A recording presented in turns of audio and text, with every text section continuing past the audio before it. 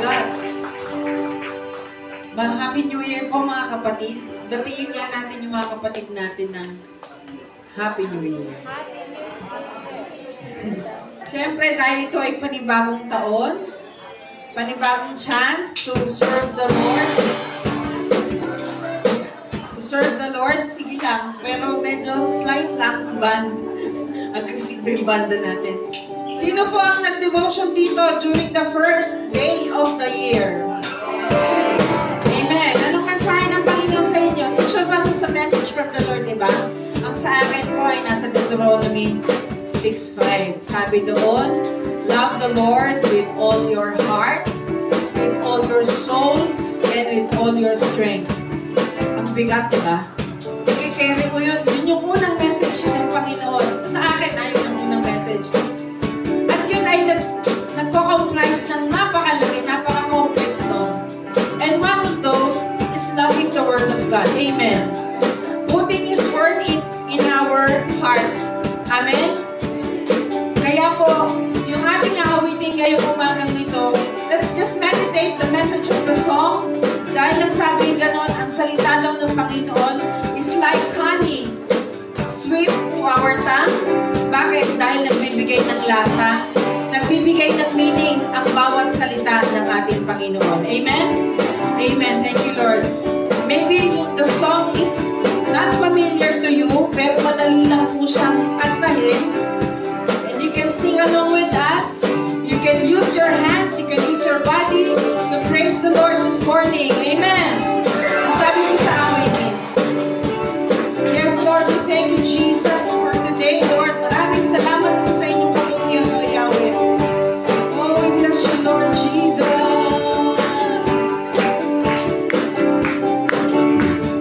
Your word is a light unto my feet, Lord, and a beacon in my path, shining bright. Teach me your word.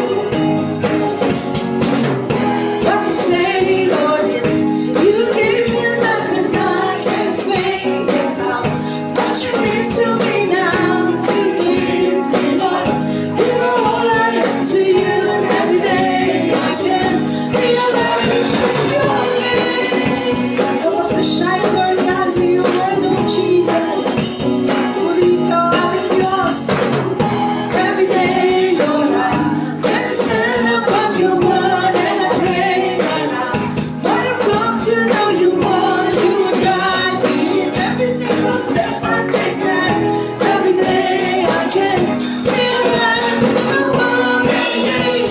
It's you I live for every day. I follow after you every day. I walk with you, to see you every day. It's you I live for every day. I follow after you every day. I walk with you. Let's sing the song to Jesus. It's you I live for every day. Sabihin mo sa Panginoon. Oh yes, Jesus. It's you I live for every day.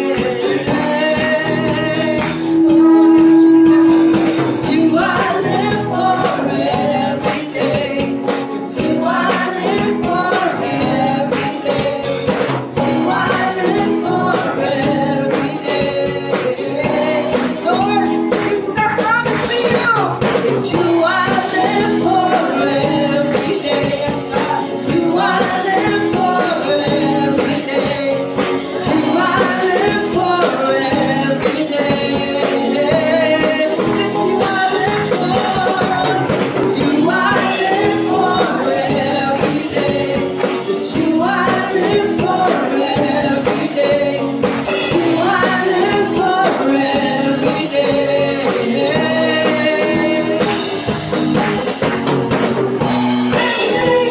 It's you I live for every day. I follow after you every day. I walk with you, and every day it's you I live for every day. I follow after you every day. I walk with you. Yes, Lord Jesus. And every day, Lord God, we believe, Lord God, that you are with us, O Lord. Kami po ay sinasamahan ng Panginoon. Kami po ay ginagabay ng Panginoon. That's why, Lord, our trust and confidence is in you, Lord Jesus. Hallelujah, Lord. We praise you, Lord Jesus. Hallelujah, Lord. We thank you, O God. Salamat po, Panginoon, sa pagkakataon muli. Kami po ay naririto upang ikaw ay aming sambahin, upang ikaw ay aming dakilain, upang ikaw ay aming papurihan, Lord. Lord, nakikita mo yung aming puso. Nakikita mo yung laman ng puso namin, Lord God. We pray, Lord, that we really desire to know you more, Panginoon, to get close to you, Lord God. Sa amin pong mga personal na pagkukommune sa inyo, Panginoon. Nalangin namin, Lord, na magpahayag ka sa amin, Lord God. Naipakita mo, Panginoon, ang iyong sarili sa amin, O Diyos. Lord, na yung kalwalatian mo, Panginoon, ay ma-reveal sa aming mga buhay, Panginoon. As we come to you, Lord God, Lord, we are all personally accountable, Panginoon, sa inyo. Sa lahat po ng mga bagay patungkol sa aming buhay, Panginoon. Meron kang kanya-kanyang mensahe sa amin, O Diyos. Ang dalangin namin, Panginoon, that we take heed of your promises, of your message, Lord God, sa bawat isa sa amin. Sapagkat, Lord, wala kaming nais, Panginoon, kundi, Lord God, makabilang sa inyo pong pamilya. Oh, we praise you, Jesus. Hallelujah, Lord God. Oh, hallelujah, Lord Jesus. Here I stand, forever in your mighty hand, living with your promise, written on my heart. Sing this prayerfully to Jesus. I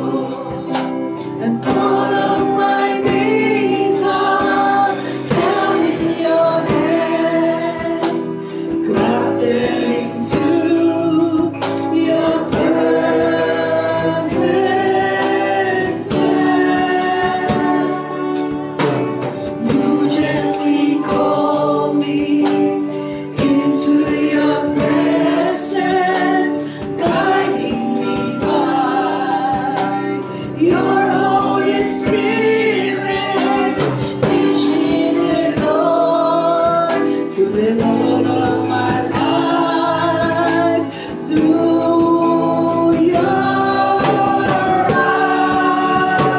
eyes.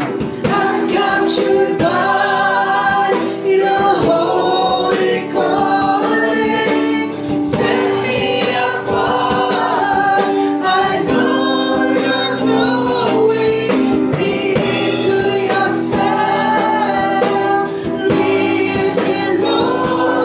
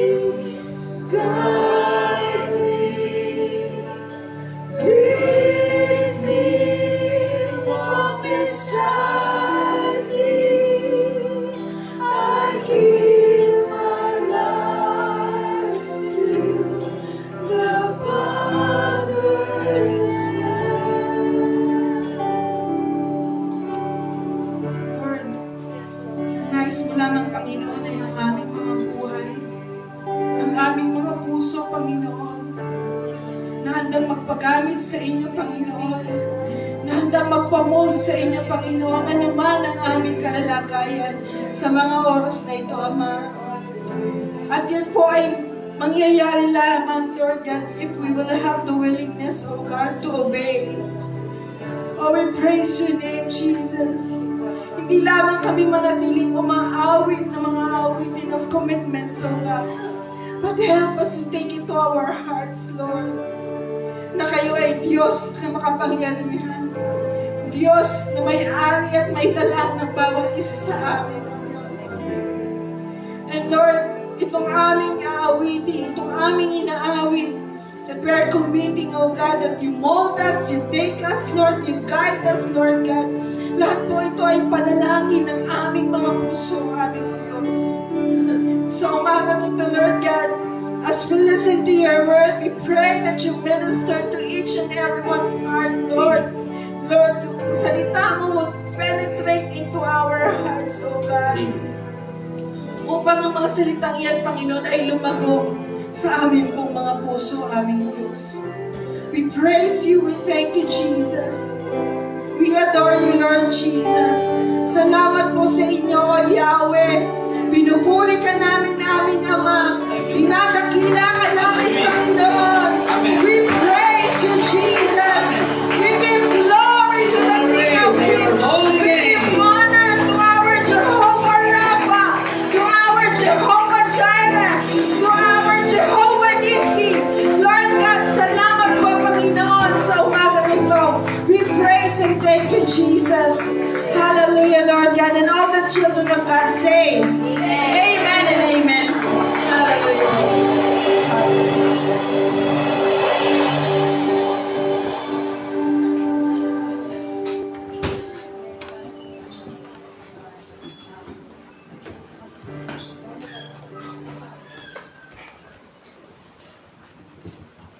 Happy New Year po sa inyong lahat. Masaya po ang taon 2025. So, ngayon po ay January 4, no? Ika nga ano yun? Preskong presko. Ngayon buong January po ay ako lang po makikita niyo sa pulpito. Nakabakasyon po si Pastor Dante. Nanonood kaya si Pastor ngayon? Anong oras na dyan, Pastor? Asa ka ba?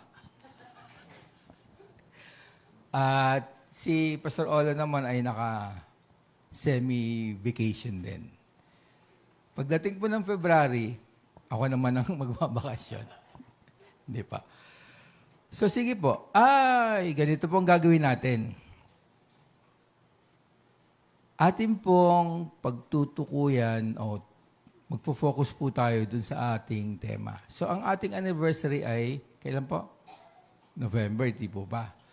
So practically the whole December ay binigyan na namin ng pahapyaw na focus yan. Babalikan ko lang po, no? Yung sinasabi sa Malakias 3. Sabi rito, ngunit sino ang makakatagal sa araw na kanyang pagdating? At sino ang makatatayo kapag siya'y nagpakita? Sapagkat siya'y tulad sa apoy na tagapagdalisay at tulad sa sabon ng mga tagapagpaputi. So dalawang binabanggit po ron, no? Isang apoy, isang sabon. Kanina, inawit po natin yung sa potter's hand. No? Mamaya, makikita po rin natin yung kaugnayan niyan doon. At sa talatang 3, sabi rito, siya'y upong gaya ng nagpapakintab at nagpapadalisay ng pilak at kanyang dadalisayin ang mga anak ni Levi. So, sino po yung mga anak ni Levi? Sila po yung mga kaparian nung panahon po ng mga Hudyo. Nung dumating po si Jesus, yung pagiging pare ay iniatang po kay Jesus at binigay niya po sa lahat ng kanyang tagapaniwala, sa lahat ng tumanggap sa Kanya. Kung tinanggap nyo sa puso nyo si Jesus, kayo ay pari na ng lupang ito. Ibig sabihin, ang pari lang ang nakakapasok sa sanktuaryo ng ating Diyos. Ngunit, sinabi rin dito, at kanyang lilinisin tulad ng ginto at pilak hanggang sila ay maghandog ng matutuwid na handog sa Panginoon. Kaya ito sinabi ni Malakias dahil ang mga Levitiko noon ay sumuway na at hindi na nila sinusunod ang Panginoon. Susubukan ko po ang aking laruan. Ayun. Meron po akong bagong laruan. Kasi yung time delay sa aking salita, pagka tiniklik nila ron, ay maabot po ng 3 oras. Hindi naman. So, ang dalawang pakay po yan, no, doon sa binasa natin. Dalisayin, ibig sabihin sa English, purify. Hubugin, shape. No? At bakit? Upang ang handog ay maging matuwid. Ngayon, gumawa po ako ng isang anchor theme. Hindi ko na po sinulat dyan. Ngunit, ang aking pong sinulat ay ganito.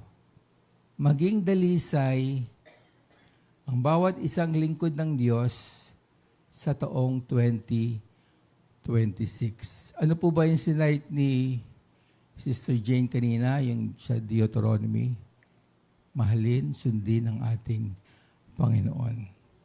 It's a purification process. Huwag na natin pakialaman yung ibang lugar. A purification process for PMC Marikina.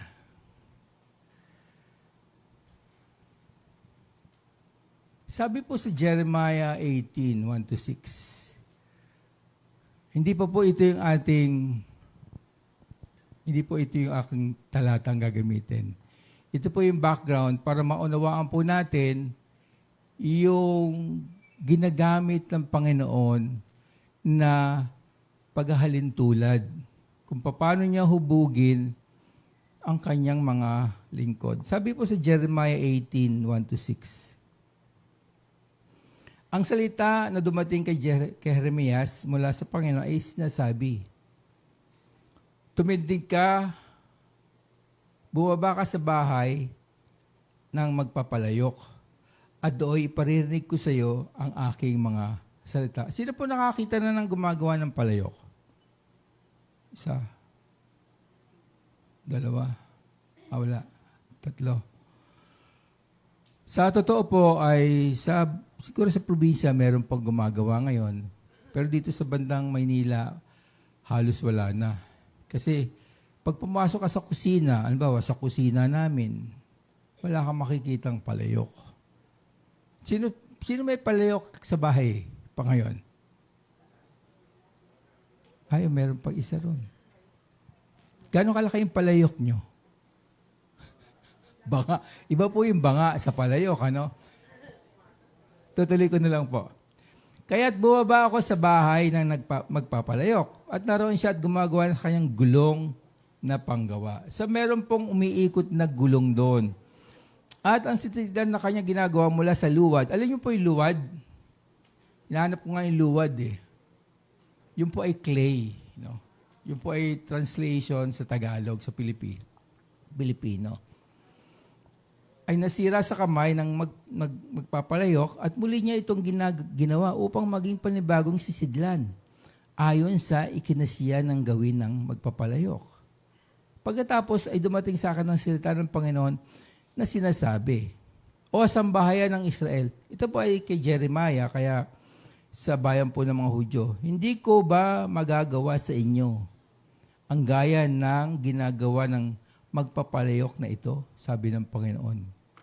Gaya ng putik sa kamay ng magpapalayok, gayon kayo sa kamay ko, o sambahayang Israel. Tayo po ngayon ay, sabi po ni Pablo, tayo ay grafted na sa bayan po ng mga Hudyo. Kaya ito po ay maaari nating tanggapin na sinabi sa atin ng Panginoong Diyos. No? Sabi niya, gaya ng putik sa kamay ng magpapalayo, gayon kayo sa kamay ko o sambayan ng Israel. Doon sa naunang talata, nung hindi nasiyahan yung magpapalayok, anong ginawa niya? Anong ginagawa? Binabasag nila uli yan at tinutunaw. At tapos, gagawin nila uli upang maging tama sa ninanais nila. So sinasabi rito ng Panginoon, hindi ko ba kayang gawin ito sa aking bayan? Hindi ko na sinulat dyan sa Isaiah. Sabi rin dito, ngunit ngayon o Panginoon, Isaiah 64:8. Ngunit ngayon o Panginoon, ikaw ay aming Ama. Kami ang luwad. So si Isaiah naman to. At ikaw ang aming magpapalayok. At kaming lahat ay gawa ng iyong kamay. Tayo po'y muling manalangin. Panginoon, salamat po sa umagang ito. Salamat po sa inyong mga salita. Salamat po sa inyong gabay na gagawin po sa aming iglesia dito sa Marikina. Salamat po sa bawat isa na nakikinig ngayon, Panginoon. Sila man ay nandito, sila man ay nasa internet, Panginoon. Salamat o Diyos. Samahan niyo po kami sa aming pag-aaral ng iyong salita. Kayo po maitaas sa aming kalagitnaan. Ito po dalangin namin sa pangalan ni Jesus. Amen.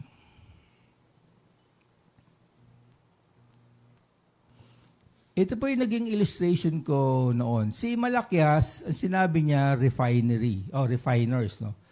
Noong panahon pong sinauna, nakakapag-refine na po sila ng ginto. Hindi lang sa ngayon. Ano? So ito po ay isang ancient technology. So hindi po rocket science yung pagre-refine ng ginto. Sa ngayon, siguro halos 100% na yung ginto. Pero noong panahong yun, marunong na sila magtanim, marunong na sila mag-alaga ng hayop, marunong sila mag-alaga ng mga buhaya, at marunong silang mag-refine ng mga metal. So ito yung ilustrasyon ni Malakay. Yung, kasi hindi raw, no? Raw gold, actually bato, no? Dadaan sa isang proseso, at paglabas niyan, isa ng ginto. Kung babasahin niyo po yung kwento ni Solomon, meron pong sinasabing marami po siyang sinakop, at kada taon, nagbibigay po sila ng almost 30 tons of gold kay Solomon. So, pagpalagay na nating 30 tons, alam niyo po ba ang production ng Pilipinas na ginto? Ay mga 30 tons per year. So lahat po ng nasasuko po ni Haring Solomon, binibigyan siya. Anyway, yan po yung pag-refine ng gold. Yan po yung ginamit ni Malakias, ni Malakay. Kung atin pong titingnan, ay tayo rin po ay dadaan sa ganyan, sinabi niya. Yung raw gold ay ikaw at ako, yung fire and chemicals na nabanggit ko na dati ay yung salita ng Panginoon, yung fellowship at iglesia, at ang pananalangin. At kapag ka dumaan na tayo sa proseso, isang dalisay na lingkod ang magiging resulta. So sinasabi nga, ang mga ingredients ay salita, iglesia, at panalangin. Ito po ang ating talata ngayong umaga. Hebrews 4:12. Sapagkat ang salita ng Diyos ay buhay, mabisa, at higit na matalas kaysa alinmang tabak na may dalawang talim. Sa English kasi sinabi, double-edged sword, no? At tumatagos hanggang sa pinaghihiwalayan ng kaluluwa at spirito, ng mga kasukasuan at ng utak sa buto at may kakayahang kumilala ng mga pag-iisip at mga hangarin ng puso. So ngayong umaga, tatalakayin ko po yung unang ingredient para po tayo dumaan sa isang proseso. So ngayon, kung kagaya ko po, ako'y mahilig sa mining, ipagpalagay na po natin na bawat isa sa atin ay yung hindi pa refined. No? Tayo ay bato na may mga ginto. Tayo ay dadaan sa isang proseso. Yung una pong dadaanan natin ay ang salita ng ating Panginoon. So, ano po ba ang salita? Sa John 1:1, ang sabi, sa simula ay salita at ang salita ay kasama ng Diyos at ang salita ay Diyos. Sa Grego po, sinabi yung salita ay logos. Mamaya makikita po natin kung ano yung another term for word. No? Ang logos ay si Jesus. Si Jesus daw ang sinabi ni John dahil sa panahong yun, kapag tiningnan po natin yung mga Griego, ang kanila pong tinitingnan ay yung salitang logos. Dahil ang logos ay siya pong simbolo ng filosofiya, ng karunungan at kaalaman ng mga Grego. So, doon nilagay ni Jesus, ni Juan, yung termino. Ngayon, puntahan po natin yung isang kataga na ginagamit din sa word, yung tinatawag na rema. Sino po nakakaalam nun? Hindi yema. Sino nakakaalam ng yema?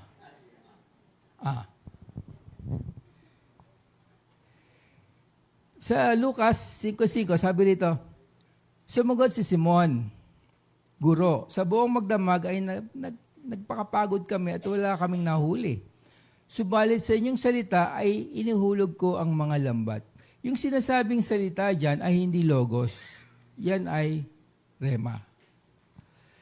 So, ginamit ni Juan ang salitang logos, ginamit ni Lucas dun sa kanyang talata ay salitang rema. Ang rema daw ay isang kataga na binabanggit.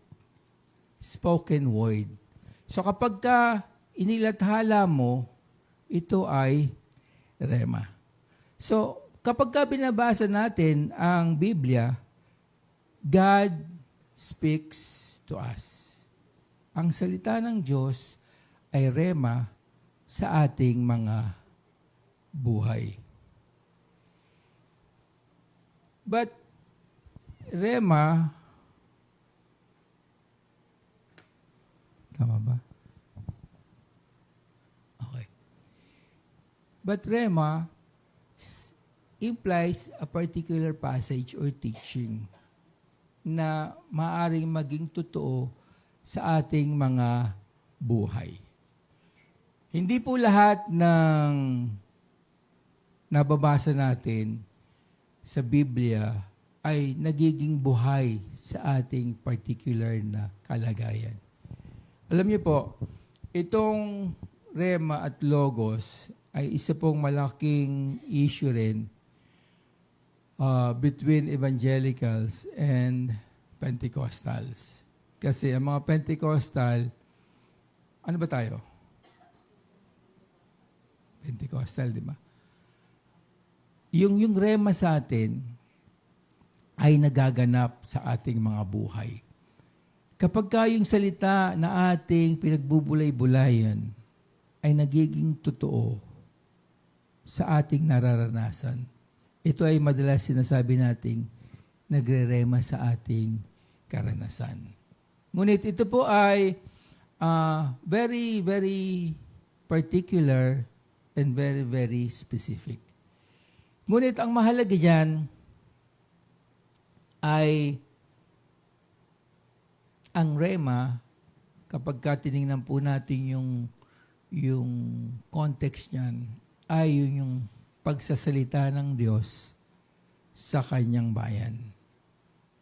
So, yung Biblia na buong salita ng Panginoon, yun ang rema niya sa ating mga mananampalataya. Kaya nga, yung logos na sinasabi ay ginamit ni Juan upang ang mga nagbabasa na mga Grego, na mga pilosopo, na mga maalam, mga matalino ng panahong yon, nauunawaan nila yung logos. At pag dumako ng tayo sa Hebrews 4:12, ito po yung sinasabi dyan. Yung salitang ginamit dyan, sapagkat ang salita ng Diyos ay buhay. Yan po ay logos. So, si Juan, ginamit niya the word nagre-refer kay Jesus. Sumulat ng Hebrew ay ang salitang word, ang word na ginamit dyan ay logos, hindi rema. Ngunit, ito po ang sinasabi. Ang talagang title is Ho Logos. Ibig sabihin, the word. So, very particular po yung mga Grego sa mga ganong construction ng pananalita. Dahil pag sinabi nilang the word o the reason, nauunawaan po nila ang implikasyon sa kanilang mga buhay. Kaya sinabi po ni Juan, ang ating Panginoong Jesus ay Ho Logos. Siya ang reason. So, at sinabi niya ron na si Jesus ay Diyos. The Word is God, and the Word became flesh. Naging incarnate. Hologos ay buhay, mabisa, hatigit na matalas kaysa alinmang tabak. Ito ay kumikilala sa pag-iisip, ito ay kumikilala sa hangarin. Kapag kayo po ay nagbabasa ng salita ng Panginoon, kapag kayo po ay nag-devotion, tatanungin ko sana sino nagde-devotion eh.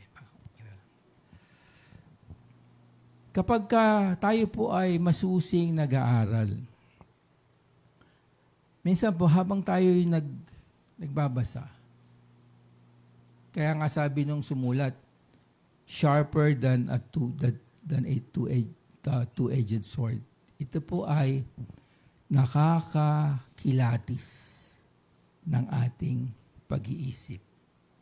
Nakakaalam ng hangarin ng puso.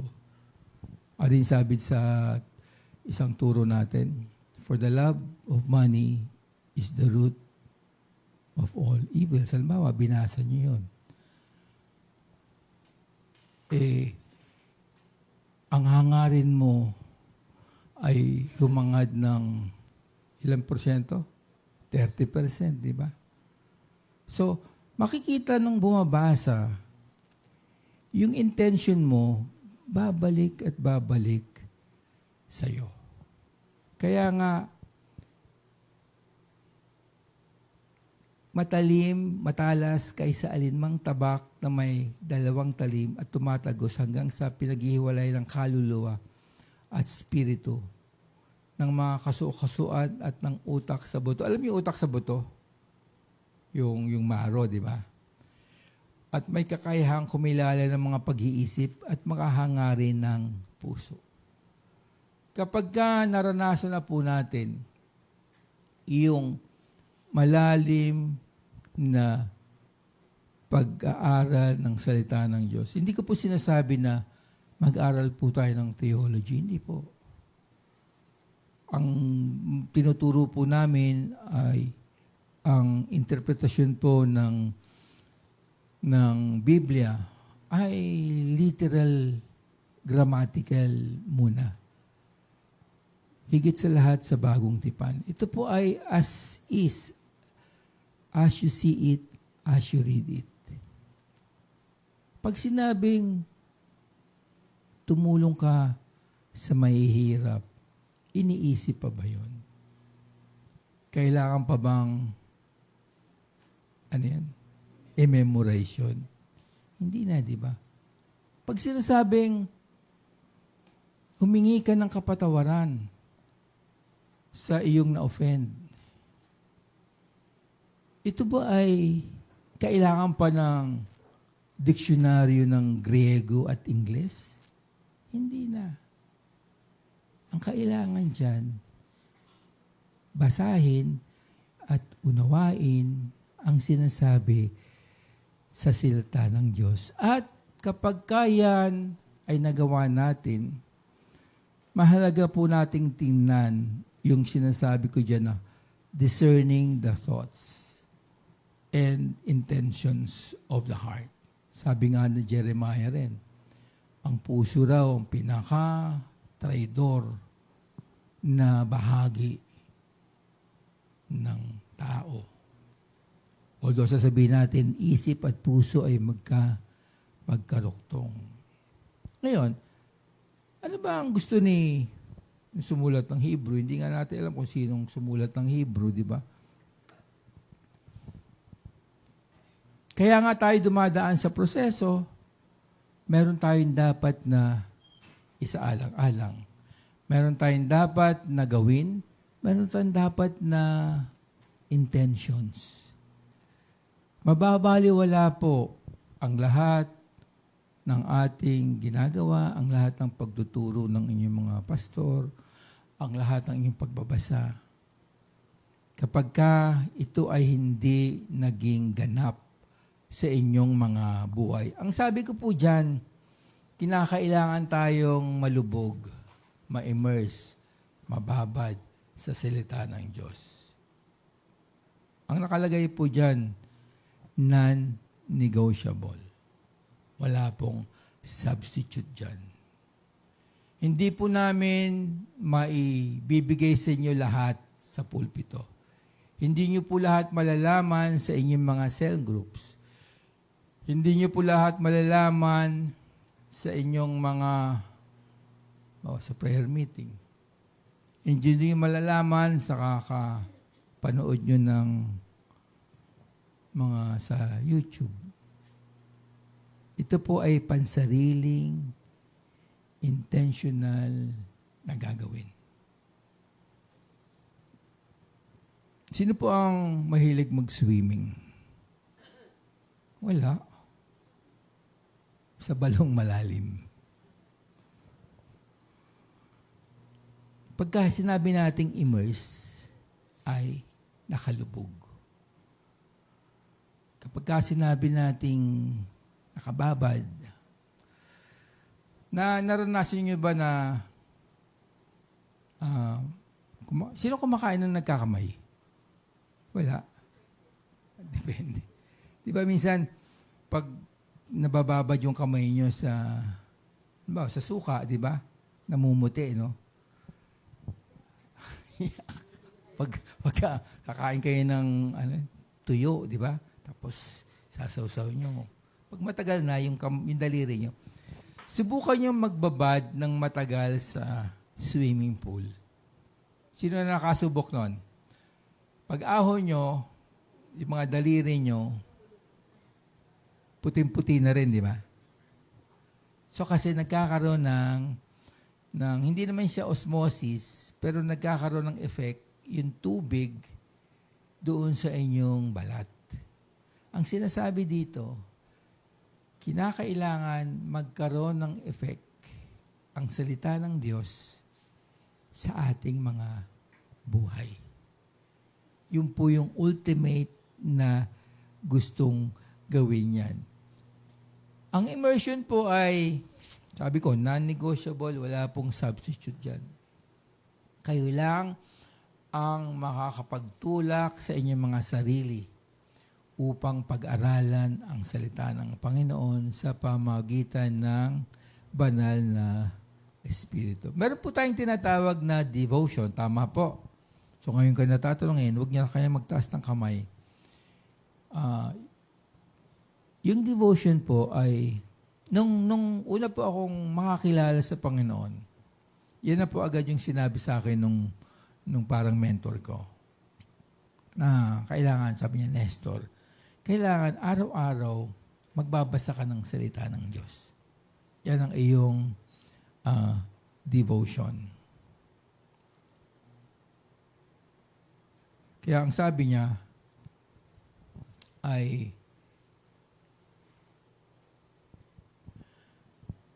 kinakailangan mong i-absorb. So yun yung magiging immersion. Yun yung initial step. Lahat tayo ay busy. Tama po ba? Sino po ang hindi busy? Wala. Lahat po tayo may ginagawa. Tama po. Sino po ang walang ginagawa? Wala. Ang hirap talaga magtanong, no? So yan po ay depende sa inyong kalagayan. Kaya nga lumabas yung sinasabing, ano yun? Daily bread. Sinasabi yung, ano ba bang option? Bukod sa daily bread? Walang daily waffle, no? Wala. Okay. So merong mga apps, no? May mga tulong na para sa busy tao raw ay gagawin yun. Pero yan po ay nasa ibabaw lang. Yan po ay nasa surface. At hindi kayo lulubog. Hindi nyo makikilala ng totoo. At hindi mapoproseso ang ating mga buhay na kagaya ng sinasabi ni Malakias. Kinakailangan natin magkaroon ng, sinabi ko dyan, deep personal study. So, sabi doon ni Pablo sa Book of Acts, like the Bereans, di ba? So, yung Berea kasi isang lugar sa panahon nila. Ngayon, parang, alam nyo ba kung tama ang sinasabi ni Pastor Olan? O sinasabi ko? O sinasabi ni Pastor Dante? Meron ba kayong batayan na yung binasa ko na Jeremiah, ano yun? 18, di ba? O yung kay Isaiah, nandun ba yun? Tama ba yung pagkakabasa ko dun sa Hebrews? Kapag ka hindi po natin binigyan ng panahon ang ating sarili na pag-aralan, hindi devotion na pag-aralan ang salita ng Panginoon, ang ating pong buhay ay hindi mababago at hindi marerefine tulad ng isang ginto. Alam ko po na yung oras ay napakahalaga. Ang panahon ay ako nung nagsisimula pa lang ako sa pananampalataya, mas mahalaga sa akin ang oras ko kaysa sa aking pananalapi. Sabi ko, bibigay ko lang ang pera ko. Huwag nyo na lang akong isama sa gawain. Huwag na lang ako mag-aral ng masusi. Napakalabo. Kaya nga, hindi natin mauunawaan ang salita ng Panginoon kapag ka hindi tayo naging intentional tulad ng mga Bereans. Ito ay isang disiplina. Ito ay isang disiplina na kapag ka ginawa ng ginawa ay nagiging habit. At pagka ito ay habit na, ito ay yung nagiging character. Hindi ko na kayo kailangan tanungin. Hindi nyo kailangan i-memorize lahat. Pero kung kaya yung i-memorize, ay gawin nyo. May kausap ako isang pastor sa Marbal. Sabi niya, ang kanyang goal ngayon ay i-memorize. Alam nyo kung ano? Ano ang pinakamahabang chapter sa Biblia? 119. Nung kausap ko siya, sabi niya nasa ilang verses yun? 150 rin, no? Sabi niya nasa kalahati na raw siya. Sabi ko, paano ginagawa mo? Parang meron siyang inaawit niya. So, hindi gano'n naman ang sinasabi rito. Ang sinasabi rito, pag nagbasa kayo, unawain nyo. Kapag hindi nyo naunawaan, tanongin nyo si Pastor Olan. Hindi. Pagka hindi nyo naunawaan, isulat nyo, ibigay nyo kay Sister Jane at kami ng mga pastor ang sasagot. Kasi siguro by second quarter ng taong ito, magkakaroon po tayo ng mga special na gathering. Ibig sabihin, wala pong sermon, meron po tayong Q&A. Alam niyo yung Q&A? Question and answer. Para lumalim kayo sa inyong mga pananampalataya. Ngunit, ano ang key doon? Hindi kayo makakapagtanong pag hindi kayo nag-aral. Diba? So pagka nagkaroon tayo ng ganon, tatawag ako ng attendance. Brother L.A., anong iyong tanong? Yung ganon, di ba? Pagka hindi ka nakapagtanong, bibigyan kita ng grade. Joke lang. Alam niyo po, yung sino mahilig mag-aral sa inyo? Wala.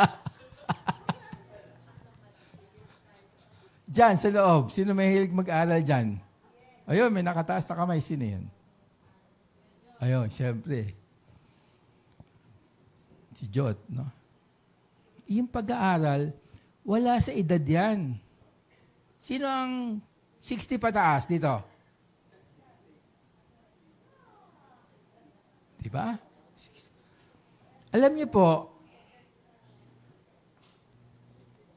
maraming nagkakaroon ng ayun tawag, Alzheimer's ba yun? Dahil hindi na nagagamit ang kanilang isip. Huwag kayong nood na nood ng TV. Sabihin ng asawa ko, ikaw nga dyan, nood ka na nood. Wala kaming TV, nood lang ako nanood ng sa YouTube. Stimulate niyo ang inyong mga brains. Yan ay makakatulong sa memory retention. Yung mga bata, maaaring walang problema. Kaya lang, may kausap ako sa lunch isang araw, kahapon yata yan. Ang sabi nila, mga bata raw ngayon talagang gadget-driven, no? Tapos, ang gusto nila, sa bahay lang sila nagtatrabaho. At sila ay mag-outing, pero nasa bahay sila. Punta tayo sa beach. Kaya lang hawak nila kanilang mga telepono. Siguro meron lang view ng beach. Tapos kanya-kanyang baon.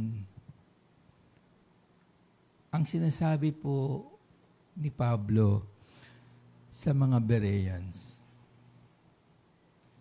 ay sila ay masusing nag-aaral. Hindi ko po sinasabing maging scholars tayo. Hindi ko po sinasabing lahat kayo ay mayroong honors sa inyong pag-aaral.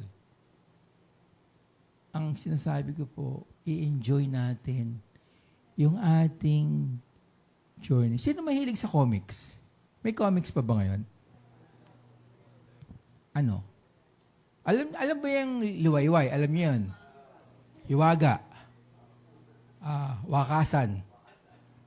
Ano pa ba yun? Aliwan.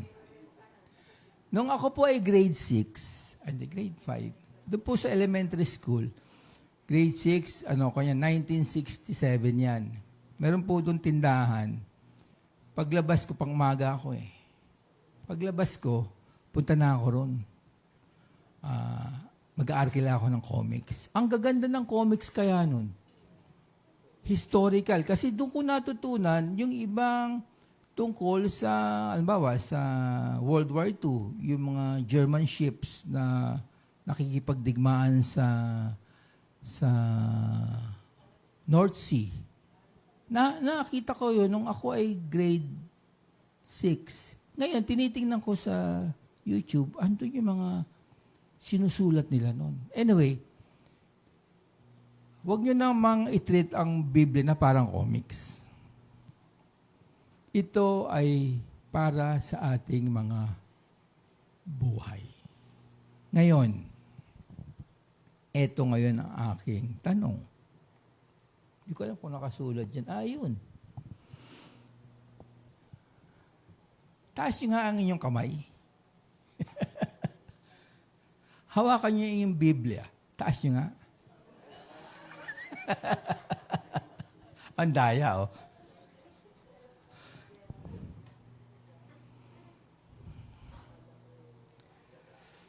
Dalawa ang kailangan nyo sa susunod na linggo. Ako pa rin po kasi.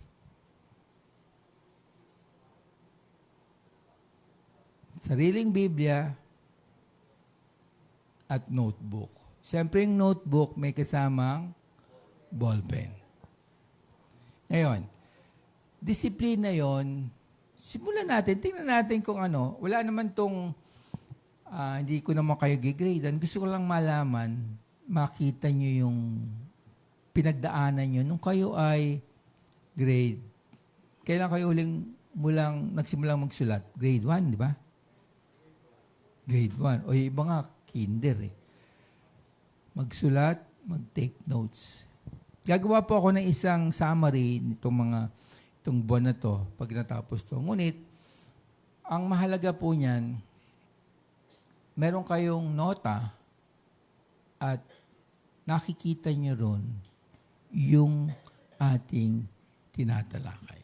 At explore nyo yung salita ng Panginoon. Yung po kasing enjoyment ng pagbabasa ay mahirap ilagay sa isip kapag ang mentality po natin ay mayroong halong katamaran, may halong pagdududa. Sino po natutulog ng tanghali? Siyempre, yung mga retired, no? Yung mga panggabi. Hindi ko po sinasabing magbasa kayo ng 3 oras, 4 na oras, sa isang araw. Hindi po. Sinasabi ko po ay consistent, persistent effort to read. At eventually, by second quarter, magkakaroon na po tayo ng mga formal cell groups saka mga Bible study groups. Ilalagay na po kayo ron, ngunit ito po ay ating preparation time. So, it starts with discipline and investment in time. Sabi po uli sa Hebrews, ito po ang mahalaga, sapagkat ang salita ng Diyos ay buhay, mabisa, at higit na matalas at tumatagos sa paghiwalay ng kaluluwa at espiritu. Ito po yung hamon ko, no? Hindi po yan yung hinahanda, no? Hamon. Yung hamon kasi ang spelling nun, J, no? Yung Spanish na, no? Yan po ang sino po sa ngayon ang walang Biblyang sarili? Taas ang kamay. Oh, lahat meron. Okay. So, lahat meron na. So, it does not matter kung ito ay digital, ito ay printed, at kung kayo ay kagaya ng isang evangelist, kung ito ay nasa inyong utak, kagaya po, ang sinasabi nila sa China raw, ay bawat isang Kristiyano sa isang kongregasyon, minememorize niya isang page o isang talata. Mama, Hebrews chapter 1, memorize ni Sister Jane. Hebrews chapter 2, memorize ni Sister Lenlen. So pag nagtanong yung pastor nila, at nagtanong, Hebrews chapter 9, si ganito magsasalita doon. So, hindi po sinasabing i-memorize nyo. So, kung meron kayong digital na Bible, meron kayong mabigat na Biblia, at malabo ang mata nyo, gusto yung malalaking print, meron din po nun. Kung matalas ang mata nyo, maliliit, magdala na lang kayo ng magnifying glass para mabasa nyo. Di ba, no, Sister Judith? At ang mahalaga, notebook, saka ballpen. Doon yung makikita kung, halimbawa, nagsasalita ako, nagsasalita si pastor, meron kayong question. Meron kayong, hindi naman sa lahat ng sandali, nakayuko kayo at nagsusulat. Hindi ganun. Nakikinig, tapos merong naisip o merong gustong itanong, isulat nyo. Yun po ay mahalaga na maalala nyo ang inyong mga katanungan. So, ang aking challenge, hindi talaga siya challenge, but ang aking naisin, meron po tayong sarili nating mga Bibles na ginagamit natin habang tayo ay nagdi-devotion, habang tayo ay nakikinig. At higit sa lahat, meron po kayong pinagsusulatan. Kung kayo naman ay medyo galante, no? Bumili kayo nung sinasabing journaling Bible, no? Yung Bible na merong space sa tabi, pwede kayo sumulat doon. Yung isang Bible ko kasi puno-puno na ng sulat. Yan po ang aking hamon dahil yan po ang una nating ingredient para po sa sinabi ni Malakias na tayo ay dadalisayin ng ating Diyos sa pamamagitan ng kanyang proseso. Meron po ba kayong tanong? Sige po. So lahat po ng nandito ngayon, inaasahan ko nandito po kayo sa Sunday. Tama po? Parang gayon, makikita po natin yung sequence, yung progression, kung paano nire-refine ng Diyos, kung paano siya isang magpapalayok, paano niya aayusin ang bawat isa sa atin. Tayo po'y manalangin. Panginoon, salamat po sa iyong salita. Salamat po sa aming tinanggap ngayon. Ang dalangin po namin ito ay maging totoo sa aming mga buhay. Samahan niyo po ang bawat isa sa kanilang sisimulang devotion o pag-aaral ng salita upang ma-explore nila ang inyong salita ng may kaluguran sa kanilang mga puso, sa kanilang mga kalooban. Salamat, Panginoon, dahil kayo po ang magbibigay ng panahon, kayo po ang magbibigay ng tamang pag-iisip, kayo po ang magbibigay ng intention sa bawat isa na ito ay gawin. Salamat, O Diyos. Samahan niyo po kami sa aming pag-aaral ng prosesong ito na sinabi po ni Malakias. Sa inyo po ang kadakilaan, sa inyo po ang kapurihan. Pagdalangin namin sa pangalan ni Jesus.